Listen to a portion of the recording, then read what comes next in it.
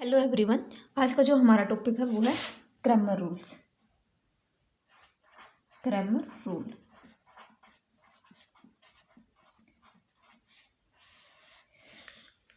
तो आज हम स्टडी करना क्रैमर रूल। क्रैमर रूल आपका यूज किस लिए होगा?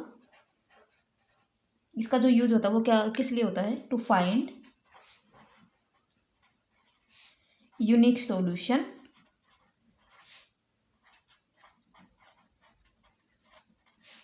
Of a given system of equation. System of equation. तो क्रैमर रूल को हम यूज किस में करेंगे? हमें एक सिस्टम ऑफ इक्वेशन गिवन होगा और उस सिस्टम ऑफ इक्वेशन के अगर यूनिक सॉल्यूशन हुआ तो हम यूज करते हैं किसका? क्रैमर रूल का। अब यूनिक सॉल्यूशन होने के लिए हम बात करेंगे कि जो नंबर ऑफ वेरिएबल हैं आपके, number of variable equals to number of equation आपका होना चाहिए। पहली कंडीशन ये है कि जो भी आपका सिस्टम गिवन है उसमें जो वेरिएबल्स हैं, मीन्स जैसे हमने सिस्टम ऑफ इक्वेशन पढ़ा था a1x plus b1y plus c1z equal to 0। Then हमने किया था a2x plus b2y plus c2z equals to 0, a3x plus b3y plus c3z equals to 0। तो इस तरह से हमारे पास एक सिस्टम ऑफ इक्वेशन था। देन हमने क्या कहा था कि अगर हम बात करते हैं डिटर्मिनेंट सेंस में, क्योंकि जो क्रैमर रूल्स होता है ना वो हमें सॉल्यूशन देगा। It gives the solution of A system of equation and यहाँ पे आपको मेंशन कर लेना with the help of determinant. With the help of determinant. अब किसी सिस्टम ऑफ इक्वेशन का हम सॉल्यूशन फाइंड आउट करें किसकी हेल्प से? डिटर्मिनेंट के हेल्प से। और डिटर्मिनेंट हमें पता है कब एग्जिस्ट करता है? जब नंबर ऑफ इक्वेशन मीन्स जब आपकी जो मैट्रिक्स है वो क्या हो? Square matrix. And matrix square कब होगी? जब आपका जो गिवन सिस्टम ऑफ इक्वेशन है इसमें जो आपके वेरिएबल्स हैं और जो इक्वेशन है वो क्या होनी चाहिए? इक्वल। तो ये डेफिनेशन से ही आया कि क्रैमर रूल का जो पर्पज है, जो मोटिव है वो क्या है? किसी भी सिस्टम ऑफ इक्वेशन का सॉल्यूशन देना with the help of determinant. अब with the help of determinant जैसे ही हमने लिखा तो स्केयर मैट्रिक्स की बात होगी। जैसे स्केयर मैट्रिक्स की बात होगी तो हमारे पास क्या आ जाएगा कि number of variable equals to क्या होने चाहिए? Number of equation. तो हमें जो क्रैमर रूल है वो क्या देगा? सॉल्यूशन देगा किसी इक्वेशन का। तो रूल क्या है ये? मान लीजिए consider a system of equation. मैं आपको वर्किंग रूल बता दूंगी कैसे काम करेगा। Consider a system of equation. हम एक सिस्टम ऑफ इक्वेशन ले लेते हैं और हम क्रैमर रूल्स का यूज करेंगे। तो सिस्टम ऑफ इक्वेशन में ये कंडीशन होनी चाहिए, number of variable equal to number of equation. तो सिस्टम ऑफ इक्वेशन हम ले लेते हैं a1x b1y c1z is equal to 0, then a2x plus b2y plus c2z equals to 0, then a3x plus b3y plus c3z is equal to 0। तो ये हमारा एक system of equation है। System means more than one equation जब हमें given हो तो हम उसको बोल देते हैं, जिसका साइमल्टेनियस सॉल्यूशन हमें फाइंड आउट करना है। तो इस ओवरऑल को हम बोलते हैं कि सिस्टम ऑफ इक्वेशन हमें गिवन है। नाउ हमें क्या करना है कि क्रैमर रूल का यूज करना है, इसके सॉल्यूशन फाइंड आउट करना है by using Cramer rule. Sorry, this is not b1, this is not 0, this is b1 b2 b3। तो ये सिस्टम ऑफ इक्वेशन आपने कंसिडर करना है। इसकी मैट्रिक्स फॉर्म हमने लिखी थी ax is equal to b। अब जो a था हमारा वो क्या थी? Coefficient matrix.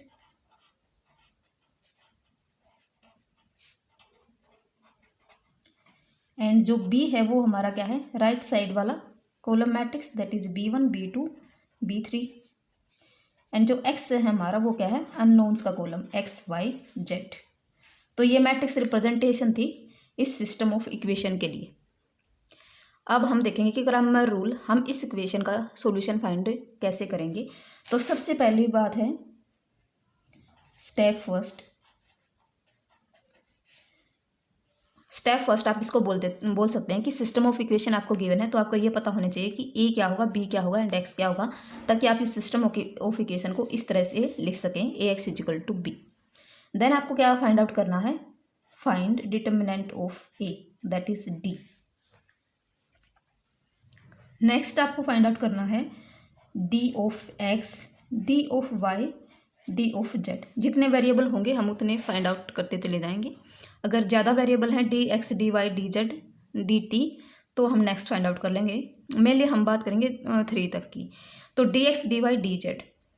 तो अब डी एक्स क्या है, एक डिटर्मिनेंट है, और ये डिटर्मिनेंट किस तरह से आएगा। डी एक्स क्या होगा आपका, एक डिटर्मिनेंट होगा जिसमें किस एलिमेंट्स के कोरस्पॉन्डिंग, ये आपका फर्स्ट वेरिएबल आप इसको बोल सकते हैं, जिसमें जो आपका फर्स्ट कॉलम होगा वो किससे रिप्लेस होगा, बी से। मीन्स यहाँ पे आ जाएगी ये कॉलम आपका B1 B2 B1 B2 B3, और जो रिमेनिंग रो है कॉलम है वो क्या रहेंगे आपके, सेम। तो ये जो आएगा ये आपका क्या आएगा, DX। सिमिलरली DY कैसे आएगा कि जो मैट्रिक्स गिवन थी हमें A, उसमें जो सेकंड कॉलम है उसको B से रिप्लेस करना है।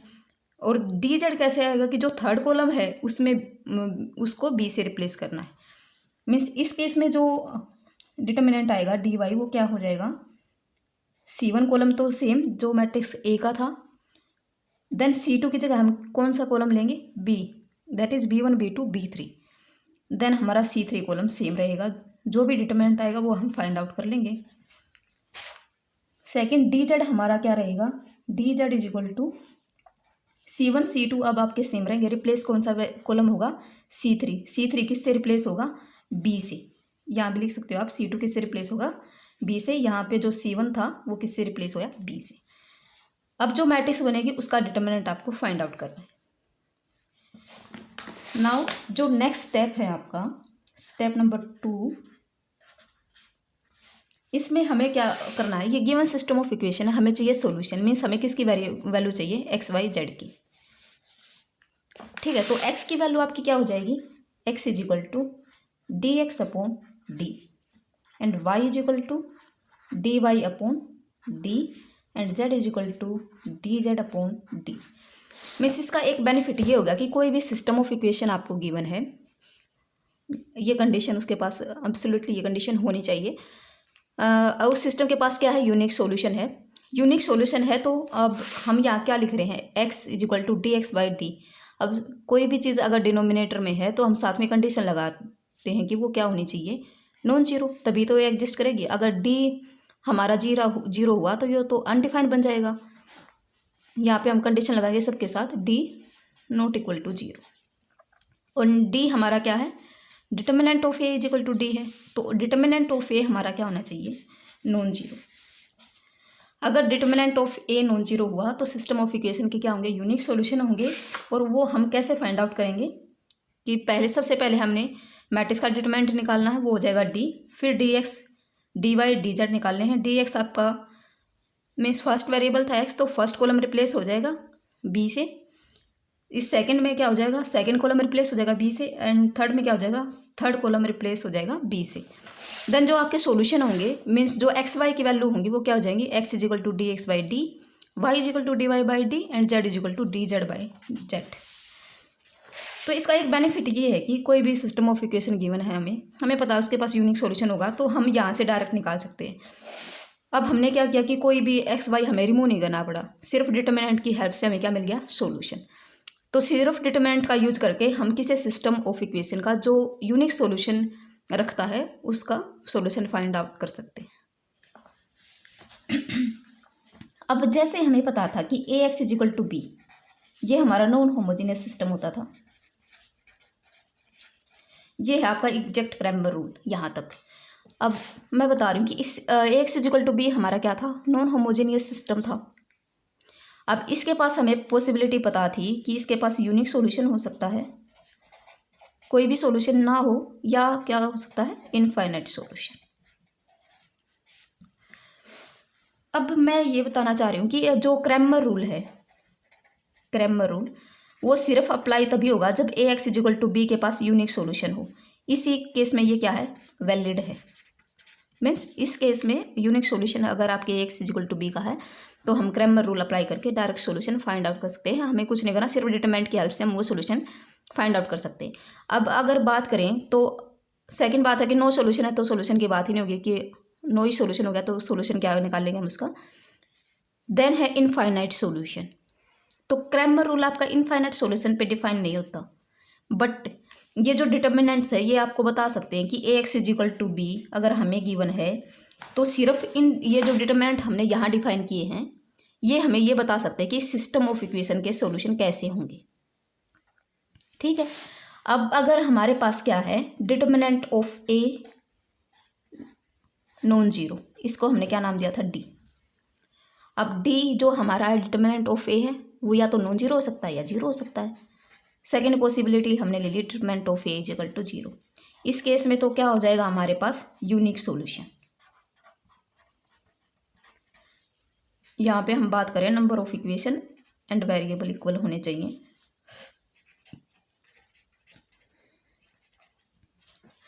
अब determinant of A not equal to zero है तो यूनिक सॉल्यूशन होगा। अब सिर्फ क्रैमर रूल की हेल्प से हम कैसे बताएं कि इसके पास अगर determinant of A equal to zero है means D is equal to zero है तो नो सॉल्यूशन होगा या इनफाइनाइट होगा। इसके लिए क्या कंडीशन होगी, ठीक है, तो इसके लिए इनफाइनाइट सॉल्यूशन होगा if at least one numerator determinant is zero. Means infinite solution किस केस में होंगे, D X and D Y and D Z. D तो हमारा ऑलरेडी जीरो हो चुका है। नाउ अब हम करें कि अगर डी जीरो हो तो हम इस सिस्टम के बारे में, इसके सॉल्यूशंस के बारे में क्या कह सकते हैं, सिर्फ सॉल्यूशन के बारे में हम बता सकते हैं by using this determinant. But जो सॉल्यूशन निकाल सकते हैं वो किसके लिए निकालेंगे, सिर्फ यूनिक के लिए, इनफाइनाइट पे वो वैलिड नहीं है ये वाला रूल। तो इन डिटर्मिनेंट का यूज करके अब सिर्फ क्लासिफिकेशन बता सकते हैं कि यूनिक होगा, इनफाइनाइट होगा या नो सॉल्यूशन होगा। तो इनफाइनाइट किस केस में होगा, डी तो हमारा ऑलरेडी जीरो हो चुका है। अब क्या होगा कि if at least one D X D Y D Z is equal to zero, means या तो डी एक्स अगर जीरो हो जाए और डी जीरो हो जाए तो इसके पास क्या हो जाएंगे इनफाइनाइट सॉल्यूशन, या डी वाई जीरो हो जाए या डी जेड जीरो हो जाए तो इसके पास सॉल्यूशन सिस्टम के पास क्या हो जाएंगे इनफाइनाइट सॉल्यूशन। नो सॉल्यूशन किस केस में होंगे,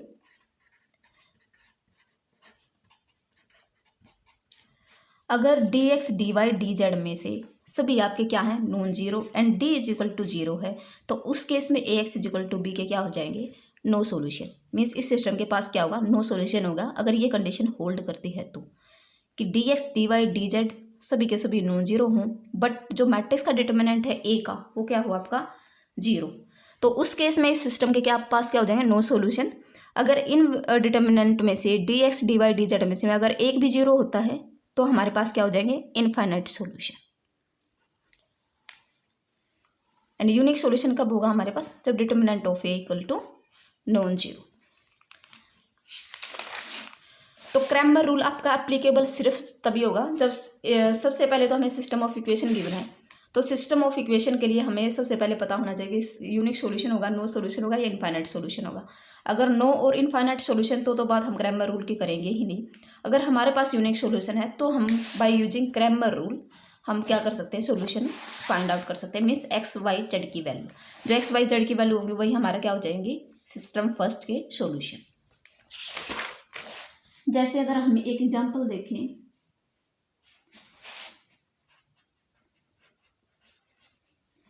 solve the following system of equation x plus y is equal to 5 and 2x minus 3y is equal to minus 4।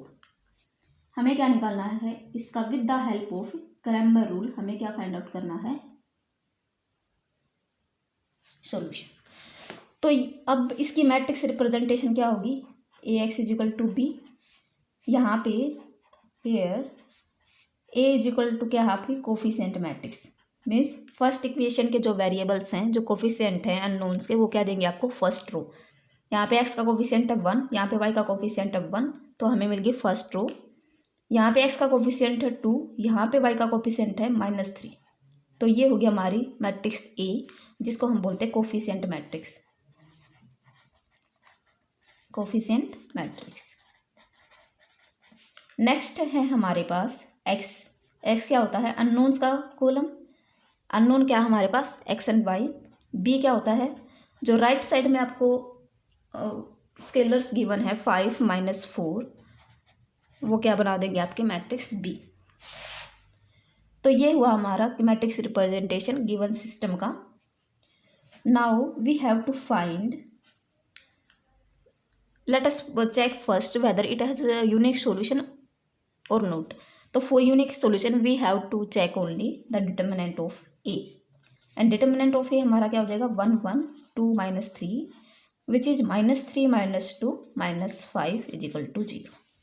तो यहाँ से मैं क्या बोल सकती हूँ, given system first has unique solution। तो यहाँ से फर्स्ट के पास क्या आ गया, यूनिक सॉल्यूशन। तो यहाँ से गारंटी मिल जाती है कि अब हम क्या अप्लाई कर सकते हैं, क्रैमर रूल, क्रैमर्स रूल। तो डिटरमिनेंट ए की वैल्यू तो हमारे पास आ गई, जिसको हम डी बोलते हैं, डिटरमिनेंट ऑफ ए, वो क्या आ गया हमारे पास -5। अब हमें निकालना डी ऑफ एक्स, मीन्स जो फर्स्ट कॉलम था मैट्रिक्स का वो किससे रिप्लेस हो जाएगा आपका, बी से। मीन्स फर्स्ट कॉलम क्या होगा 5 - 4 एंड सेकेंड कॉलम आपका सेम रहेगा, दैट इज 1 - 3। अब ये डिटरमिनेंट हमारा क्या आ गया, -15 + 4 दैट इज -11। नेक्स्ट है हमारा डी वाई। डी वाई क्या हो जाएगा, सेकेंड कोफिशिएंट है, ये सेकेंड अननोन है, तो सेकेंड कॉलम को रिप्लेस करेंगे बी से। फर्स्ट आपका सेम रहेगा, फर्स्ट क्या आपका 1 2 एंड जो सेकेंड कॉलम है वो क्या बन जाएगा 5 - 4। डिटरमिनेंट क्या आ जाएगा -4 - 10 दैट इज -14। तो ये हमारे पास डी की वैल्यू आ गई, डी एक्स की वैल्यू आ गई, डी वाई की वैल्यू आ गई। अब हम क्या निकाल सकते हैं, solution. Solution is x is equal to D X by D, and D X हमारा क्या है -11 बाई -5, तो क्या हो जाएगा 11/5, and y is equal to D Y by D. D Y क्या है हमारा -14 डिवाइडेड बाई -5 दैट इज 14/5। तो सॉल्यूशन क्या हुआ, एक्स वाई हमारे क्या वैल्यू आ गई 11/5 एंड 14/5। ये हमारा इस गिवन सिस्टम ऑफ इक्वेशन का क्या हो गया, सॉल्यूशन हो गया बाय यूजिंग क्रैमर रूल। तो ये हमारे पास सिस्टम गिवन था। फर्स्टली हमने चेक कर लिया कि डिटरमिनेंट 0 है या नहीं। अगर जीरो नहीं है तो हम क्रैमर रूल अप्लाई कर सकते हैं, क्योंकि इसके पास यूनिक सॉल्यूशन होगा। फिर हमें ये कुछ डिटरमिनेंट सोल्व करने पड़ते हैं अकॉर्डिंग टू अननोन। ये वैल्यू आपकी D X D Y D Z की मीन्स इंक्रीज होती जा सकती है। मीन्स अगर 3 वेरिएबल हो तो आपको 3 डिटरमिनेंट सोल्व करने पड़ेंगे, 4 हो तो आपको 4। यहाँ पे 2 थे तो हमने ये 2 डिटरमिनेंट सोल्व कर लिए, नाम दे दिया डी एक्स डी वाई। ये हमारी वैल्यू आ गई। सॉल्यूशन फाइनली क्या होता है, जो डी एक्स आएगा, जो डी एक्स की वैल्यू आएगी उसको हमने डिटरमिनेंट से डिवाइड करना है। डी वाई के केस में डी वाई को डी से डिवाइड करना, जो वैल्यू आएगी वो हमारी क्या हो जाएंगी, सॉल्यूशन। तो ये हमारा सॉल्यूशन हो गया गिवन सिस्टम ऑफ इक्वेशन का।